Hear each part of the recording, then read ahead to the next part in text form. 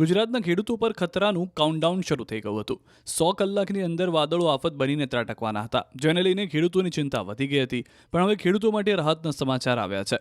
ધરતીપુત્રોએ ડરવાની જરૂર નથી, કેમ કે 2-3 ફેબ્રુઆરીના રોજ જે માવઠાની આગાહી કરવામાં આવી હતી તે માવઠું હવે ત્રાટકવાના કોઈ એંધાણ નથી. હવામાન વિભાગનું માનીએ તો ફેબ્રુઆરી પ્રારંભના માવઠાની સિસ્ટમ નબળી પડી છે. જો સિસ્ટમ વધુ નબળી પડી તો માવઠાથી રાહત મળશે. જે દરમિયાન હાલ જેવું વાતાવરણ છે એવું જ રહેશે. હાલ ઉત્તર પશ્ચિમના પવનો ફૂંકાઈ રહ્યા છે. ફેબ્રુઆરીમાં પણ થોડી ઘણી ઠંડી વર્તાશે. તો દ્વારકા જિલ્લાના વાતાવરણમાં પલટો આવતા ખેડૂતો ચિંતામાં મુકાયા. કમોસમી વરસાદ થાય તો ખેતીમાં મોટી નુકસાની વેઠવી પડે તેમ છે.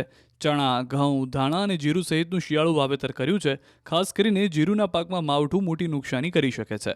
હાલ તો વાદળછાયા વાતાવરણને કારણે ખેતીમાં નુકસાનીની ભીતિ સેવાઈ રહી છે. આ બાજુ મોરબીમાં છવાઈ ધુમ્મસની ચાદર. ફૂલ ગુલાબી ઠંડી વચ્ચે ધુમ્મસનું સામ્રાજ્ય જોવા મળ્યું. ધુમ્મસના કારણે ધોળા દિવસે વાહન ચાલકોને લાઇટો ચાલુ રાખવાની પડી ફરજ.